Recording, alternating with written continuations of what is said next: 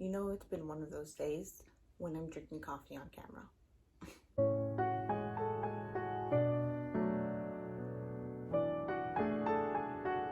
I really hope this is straight because this is like a new filming area for me, but filming angle. Anyway, hello friends, welcome back to my channel. It's me, it's Natalie. Wow, I look like Michael Scott when he was doing his finger guns at the conference. Hello, welcome back to my channel. It is finally time for my last, well, I don't know if I'm going to do anticipated releases. I don't know. I have to see if there's a big enough list for me to film. What if it's only like 2? I want to film, oh, there'll probably be like 3. Anyway, oh my god, it's already off topic. Today we are going to be doing my last, what I think is going to be my last installment of 2020 videos. So today we're going to be talking about my favorite books of 2020. I have them right here. So I filmed this already like twice. I just keep on forgetting books, or I film it and I just don't think I like the list that I compiled. So I think this is my final list. I really think this is my top 10. I really think so. So we'll see. Yeah, let's just get into it. Okay, so the first book I want to talk about, so this is in no way in any order except my top 2. Okay, so the first book I want to talk about is Truly Devious by Maureen Johnson. So I first read this, I think like in April, I want to say. I fell in love. I love this so much. So this is basically a YA thriller. We have our main character, Stevie Bell, and she wants to be a detective, right? She loves solving mysteries. Well, she loves listening to true crime podcasts, reading true crime books, reading about actual cases. Like that's her passion. And so she wants to eventually grow up and become like an FBI agent, you know, solve crimes for a living. And she finds out, well, so there's this, okay, so in this world of Truly Devious, there is this really popular boarding academy called Ellingham Academy, right? This boarding school. It is in the mountains of Vermont. It's supposed to be super elite and super like prestigious, and tuition is free. The only catch is that you have to submit an application and talk about your passion. And if they like you enough, you'll get in. Stevie Bell wants to go because Ellingham Academy is famous for the Truly Devious mystery. So basically when it first got established, Albert Ellingham got a letter from Truly Devious saying that they kidnapped, they don't know if it's a girl, it's a boy, they kidnapped the wife and the daughter. And the wife and the daughter were never seen again. I think they only found the body of the wife and the daughter is missing. So that's when Stevie Bell was like, okay, this is happening in 1900. So Stevie Bell's like, okay, I want to go to Ellingham Academy to solve the Truly Devious. So that's basically it. It's just her trying to solve the Truly Devious mystery as she goes to Ellingham Academy. This was so good. This was really, really good. I just love Stevie Bell so much because this was the first time that I actually read a heroine, like a protagonist who loved true crime, and I love true crime, like really loved it. Like I want to do a whole video about it. I just love it. I just find it so fascinating. I absolutely related to Stevie Bell. I thought she was funny. I love Marie Johnson's writing. The whole like, I guess it kind of is like Dark Academia, but the way that Marie Johnson like paints the picture of living in this boarding academy up in the mountains of Vermont, and you know the history of this academy is truly devious, and it's creepy, and it's mysterious, and it's also, you know, like fun because Stevie Bell meets all these new friends. It's really good, and I had a really fun time reading it. Like I even got chills in some parts because they were just creepy. If you need a good fast-paced thriller, if you need a good YA mystery, if you just need a book that might get you into thriller/mysteries, like a good step to get there, I feel like this will help you. And then The Poet X by Elizabeth Acevedo. So this was my first Elizabeth Acevedo book that I ever read. So Elizabeth Acevedo writes in verse, except she has one book with the Fire Set on High that is just normal novel writing. Oh, I don't have my ring on. So this one has basically is Xiomara. She is Afro-Latinx and she grows up in a very religious household. However, she is not very religious. Like she's religious, but not like super religious like her mom. She's into poetry. She wants to meet guys. She wants to go out and live her life. And so one of her main passions is slam poetry. And so this is basically her trying to become a slam poet at the same time learning her relationships with her mom, with her dad, with her brother, with her friends, with guys, with just the world, and trying to find herself as a woman, as a girl, and trying to break free from the standards that, you know, a Latina mom has on her daughter. I absolutely love this. There's this one poem in here that made me cry like really hard. It's the one where Xiomara talks about her relationship with her mom, and I loved it just because I felt like that was my relationship with my mom. I really love Lady Bird for that reason, just because I felt like that was my relationship with my mom too. Like the fights that they had, all of like basically that was me and my mom, but they're white, so I couldn't really relate to it. But this one held a really special place in my heart when I read it, and it still does. It's one of my favorite books of all time. I absolutely love it, and I highly recommend, if you're gonna start with Elizabeth Acevedo, I feel like you should start with this one, because in my opinion, it's her best writing. I've read all of her books already. I think it's still her best and my personal favorite. So I loved it, and I'm so happy that I have my own copy now, because I read it as a library book when I first read it. So I mean, I love it. I just absolutely loved it. I thought it was perfect. Okay. And then You Deserve Each Other by Sarah Hogo. I've talked about this so much already. So this is honestly, I think, my favorite romance of the year. So we have our main characters. We have Nicholas and Naomi. They were in love at one point. They got engaged. Oh, so sorry if you hear noise. It's super windy right now in SoCal. They were engaged. They were in love. And then I think like a year later, they fell out of love. And like now they hate each other, but they don't want to be the one to break their engagement, because they're very prideful, stubborn people. So they start this pushing the other person's buttons by like annoying them, irritating them, starting a prank war, and basically making the other person want to break up with them. So they would get like the pity, like, oh yeah, my fiance broke up with me. They get the house, they get the furniture, all of that. And so like Naomi wants Nicholas to break up with her, so everyone will feel bad for her and she gets to keep everything, and vice versa. That's why Nicholas wants Naomi to break up with him. So I thought it was really good. I personally don't really like second chance love, because it's a second chance love story, but this kind of sold me on it. And this is enemies to lovers, because at one point Naomi really thought that Nicholas was trying to kill him. So I absolutely loved it. The banter was so cute. The romance was so cute. The way that they fall back in love was adorable. I absolutely loved it. And I feel like if you need a good romance, because I flew through it. You just need a good romance and a good, just like a heartfelt but also funny, I feel like you'll love this. And this is like the book community's like sweetheart at one point. Like everyone read this book and everybody loved it. So it's really cute, and it's really good. It's just a really good romance. And honestly, even if you don't like romance, I feel like you'll enjoy it. Okay, and then my favorite thriller / mystery of the year, Lock Every Door by Riley Sager. I had read this. This is my first book of the month book, period. I love this book.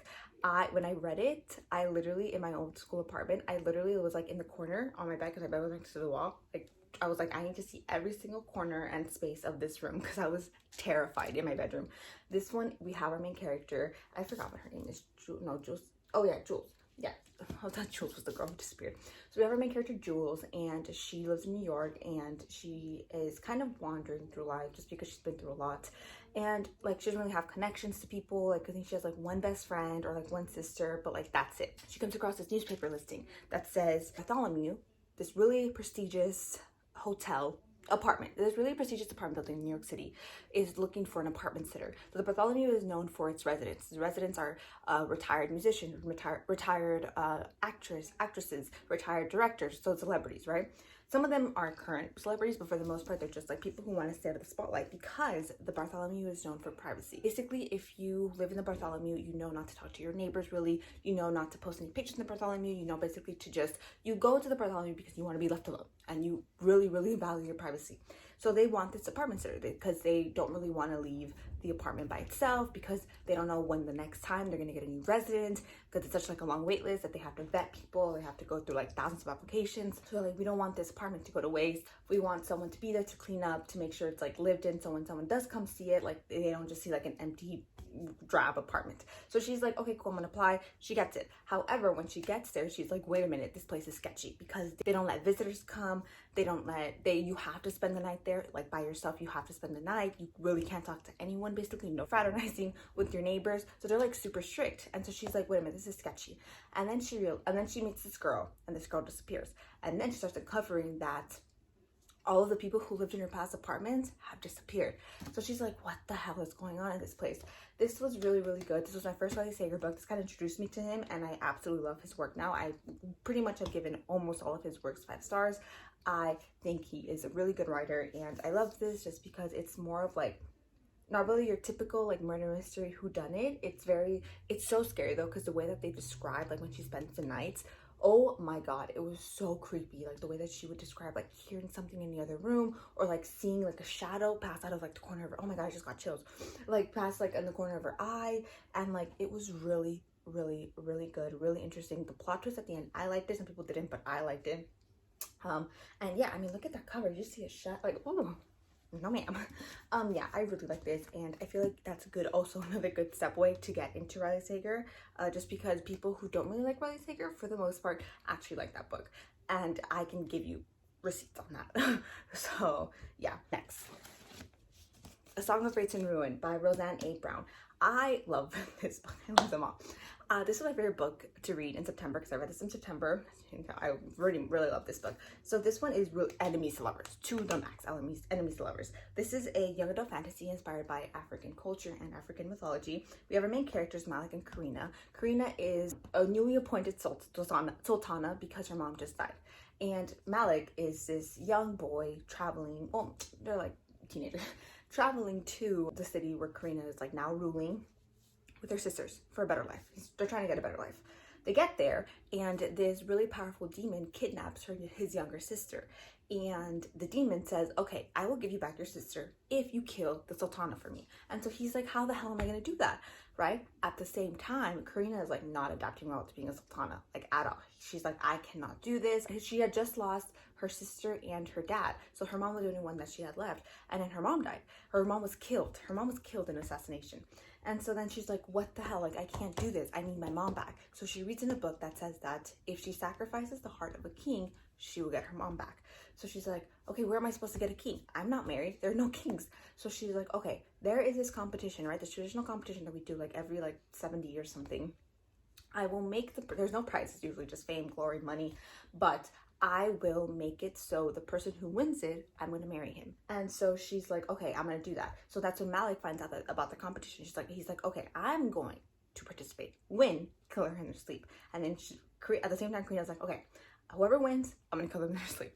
Literally enemies to lovers. It is so good. And the way that Malik is just like a really like cute and like this really adorable person.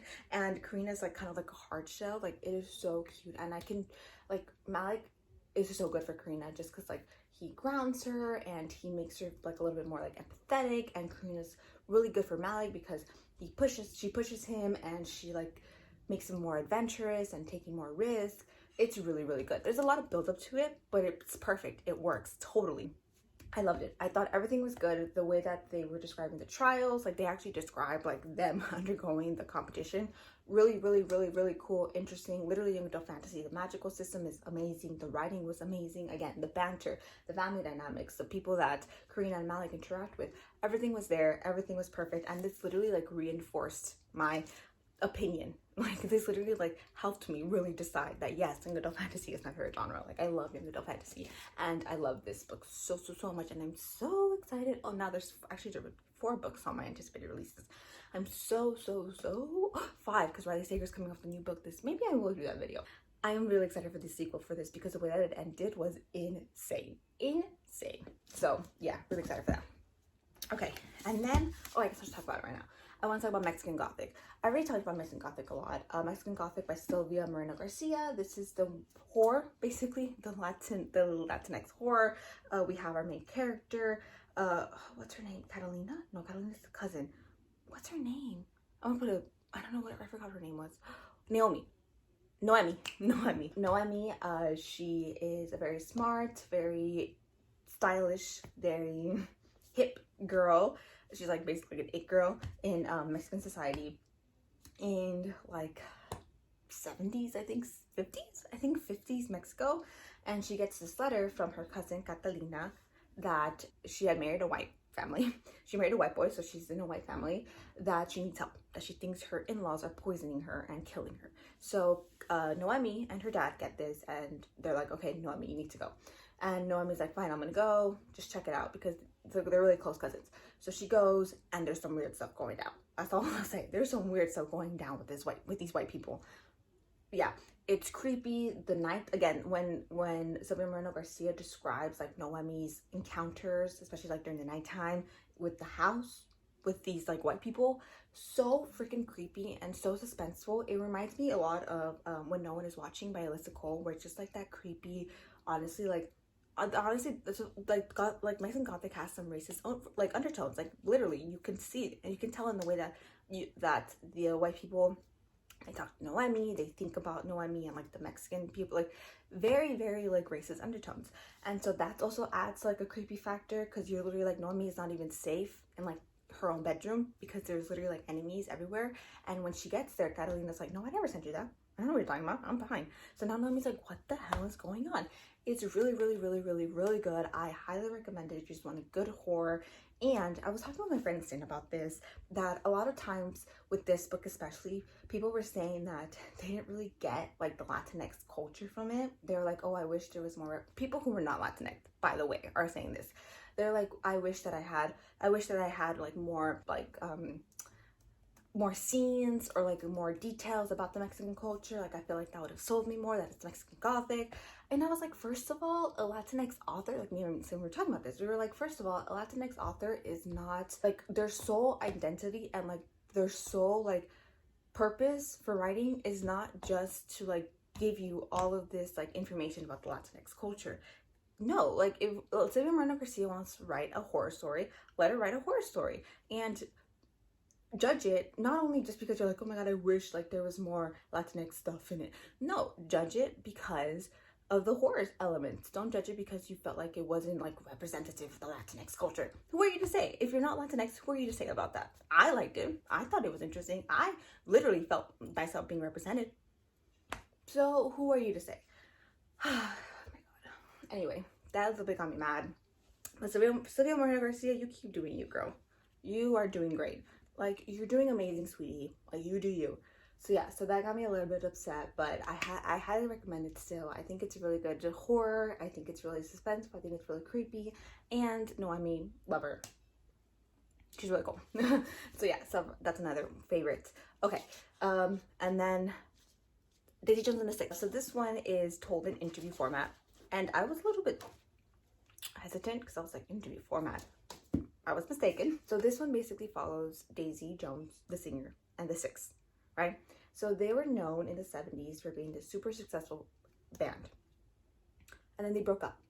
Right at like the peak of their career, they broke up. No one knows why. No one has any idea why.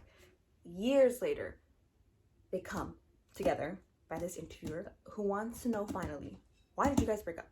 So the interviewer is interviewing them, and basically there's one part where we just focus on Daisy Jones and her story, and then another part of the Six and their story, and then them together as Daisy Jones and the Six. And we finally find out why they broke up, the drama behind it, the tension that there was between the members, the tension that there was as they were rising to fame. Like, it's really good.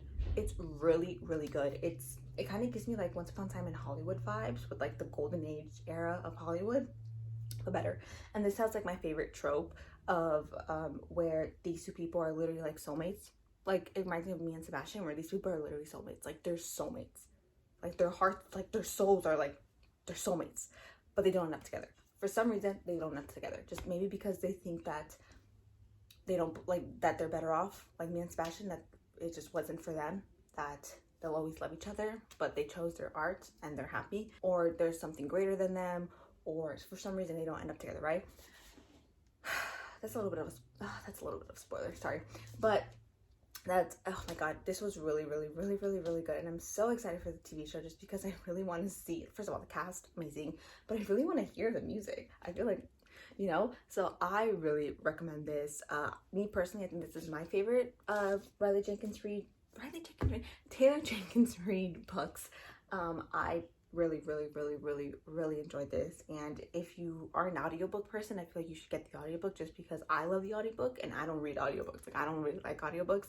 I love the audiobook for this. So yeah, this one was really, really, really good, and I feel like you'll love it if you love contemporaries. I feel like not only if you love contemporaries, but I feel like especially if you love contemporaries, you'll really like that one, just because it is a very in-depth perception of kind of them as people, and it's really interesting. It's really interesting to see how they rose to fame, and really interesting, like, the drama behind it. It was like good drama, but like believable too. It was really good. I really liked it. Okay, and then The Song of Achilles, Are We Surprised, by Madeline Miller. I'm so traumatized. This one follows Achilles and Patroclus from the Iliad. So one of my majors is a history major, right? I'm a political science and history major in undergrad. I was a concentration in history, ancient and medieval. So I took classes where we historically talked about the Iliad and like Homer as a person, and then also the Trojan War. Was it true? Where would the remains of the Trojan War be? All of that. Like, where is present day Troy? But then I also took like classes about the classics, right? And so I also critically had to read the Iliad. So I've had this book since 2016, since my first quarter of college, of undergrad. I was hesitant going into this because I was scared that I wasn't gonna like it, just because Achilles and Patroclus, like I cry in the Iliad. So I was like, Achilles and Patroclus, like made me a lot to me, and I do have some knowledge of it. So I was kind of scared because I was like, what if Madeline Miller totally destroys this like story for me? But then I was like, no, but people really love this book. I was like, I don't think people would not like this book if she didn't do justice to Achilles and Patroclus. So I was like, I don't know if I want to do a controversial opinion, but okay, maybe I'll do it. I'll see if I'll keep it in. But first, let's talk about the book. I loved it. So we follow Achilles and Patroclus as kids, then meeting, becoming friends, and then falling in love, and then going off to Troy, then fighting in Troy, and then them both dying.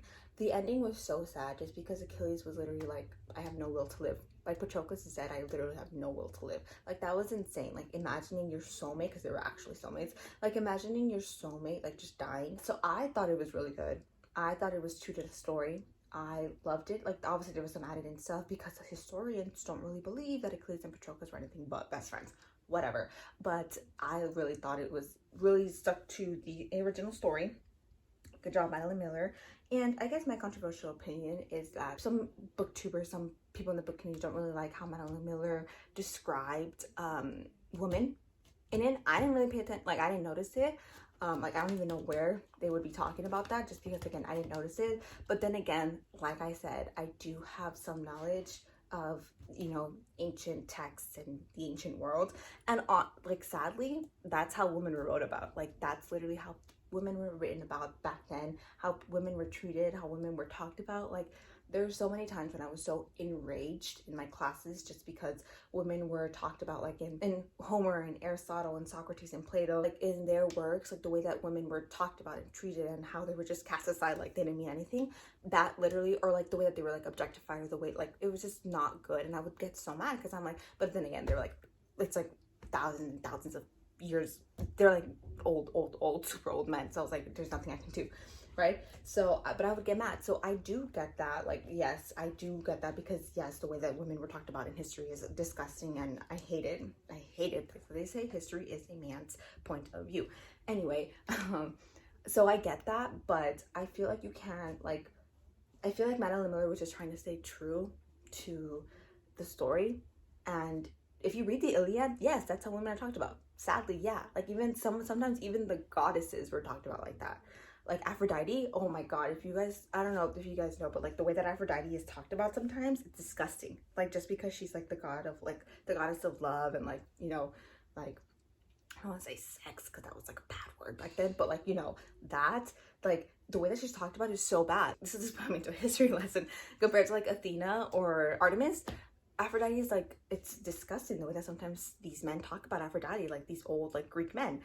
So I get that. So I feel like you shouldn't knock it down too much for that, just because, again, that is literally how, honestly, like, that is literally like the way that Patroclus and Achilles talk about women. Yes, that's how they would be written. And yes, that's how literally they would probably be thinking about that during that time, because sadly, yes, that was how women were treated during that time.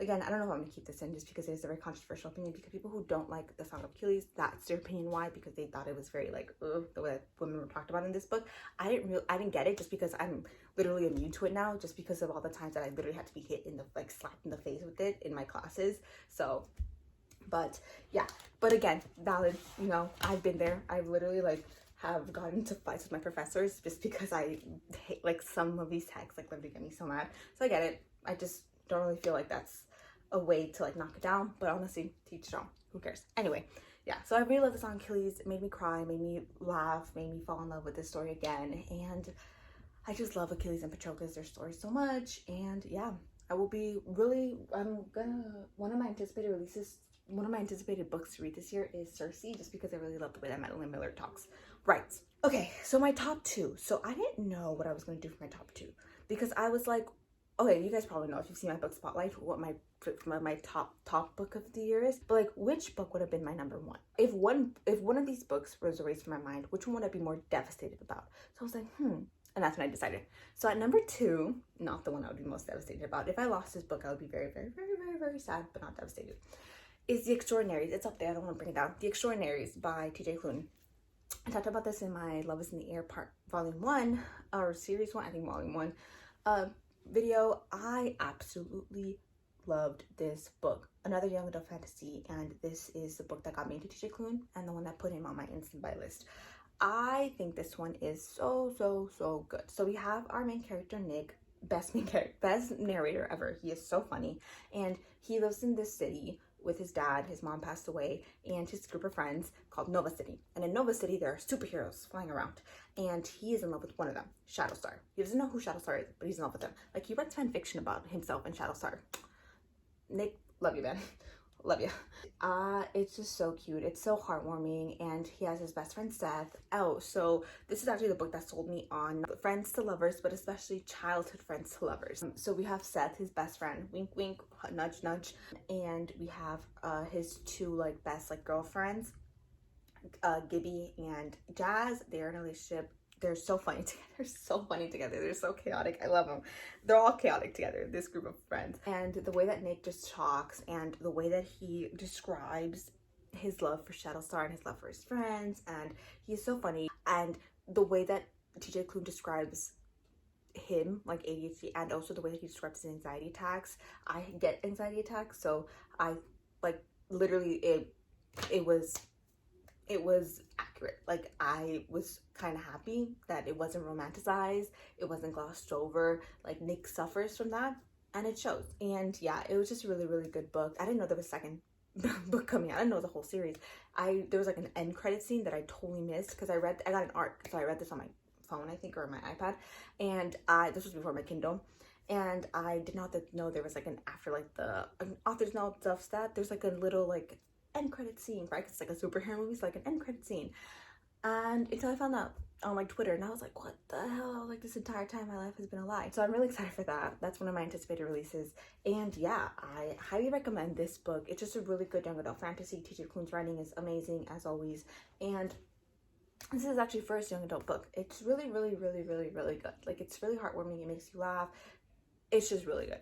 It's honestly just really good. Like, there's nothing else I can say. There's a reason why it's my number 2 out of all the books that I read, and I read a lot of books. That's my number 2. Okay, and finally, no surprise, my number 1, Sia Martinez and the Moonlit Beginning of Everything by Raquel Vasquez-Gilead. That's my book. I love this book so much. Okay, so we have our main character, Sia Martinez, and her mom got deported, right, to Mexico, and she tried to make her way back through the desert to get back to her family, and she got lost. So they don't know if she's dead. They don't know if she got abducted. They don't know if she's got lost. They don't know where she is, right? Every day, Sia goes to the desert to light a candle. She does a prayer that wherever she is, her mom, she will be at peace or safe. If not safe, then at least at peace, wherever she is. And then one day she meets a boy there, Noah. They become friends-ish. Wink, wink, nudge, nudge. And then one day while they're together, right, doing a whole project about astrology, they see these orbs in the sky. And they're like, oh my god, that's aliens. And then, all of a sudden, those orbs touch down. This is in the dust jacket, by the way, no spoilers. And it's her mom. It's her mom on a freaking spaceship. And her mom's like, yeah, I got abducted. I got abducted by the government, and they were performing experiments on me because I'm an illegal and no one would miss me. Does that sound familiar? This was really good. This was so freaking good because Raquel Vasquez-Gilead is now one half of my favorite author of all time, her and Maggie Seawater, and the way that they write is kind of similar because they write in a very lyrical, whimsical, beautiful, just very like light and like so pretty and so beautiful, like so fantastic in this beautiful way. And I just love the way that she writes because she writes the plot, but then she also has these like little chapters mixed in where she talks about Mexican folklore. So she talks about like the way that the universe was created, the stories behind the stars, And there's like a mention like Llorona in there. Like it's so good. It is so freaking good. Like it can be, honestly, this book can be a contemporary, a romance, a sci-fi, like it can be anything you want it to be. Like it is so good. Like you don't understand how good it is. Like this is the book that I tell everyone to read. If like on Twitter, or if someone asks me like, hey, what's a book I should read? What's your favorite book of 2020? What's one of the best books you read? This is the book. Cia Martinez. Like everyone that asks me, I always recommend this book before anything. So please pick up this book. It is so good. The cover is absolutely stunning. The writing is heavenly. I have a little rant. I talked about this in my book spotlight again. So imagine my surprise, right? I'm like spewing all these good stuff, and imagine my surprise when I go on Goodreads and one of like the top reviews are people, white reviewers, saying that they don't really like the fact that there was Mexican folklore mixed in with the sci-fi element of it because it was hard for them to understand it, and that's why they had to knock it down a few stars. I was livid.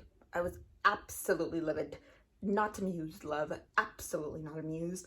I was so upset. I was like, okay, first of all, if you don't understand something about Mexican folklore, that's fine. That's totally fine. That's up to you. You know, like if you really don't understand it, that's okay. And if it's sometimes confusing, like the fact that she mixed in a little bit with their sci-fi elements, that's okay too. Obviously, like you can be confused, but don't knock it down for that, because it's not for you. If it's not for you, like as in like, okay, like it's not for you to understand. Like it's for like me or other Latinx people who have grown up on like those stories.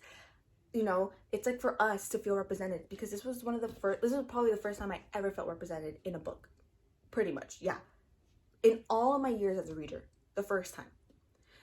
This is like for me, for my people, not for you guys. So it's totally fine if you don't get, like, if you're confused. So just don't knock it down for that. It's like with the Song of Writs and Ruins, right? This is inspired by African culture and African mythology. There was here and there, like very tiny few moments where I was a little bit confused, like when the world building was happening, and I was just like, oh, okay. But did I talk about that? This is the first time I'm talking about it, just to prove another point. When I was reviewing it, on all of my reviews, wherever I've talked about this book, I never mentioned that, because that's not for me. I'm going to talk about how much I love the writing. I'm going to talk about how much I loved the, you know, the magical system, how much I love the characters. I'm going to love the plots, the romance, right?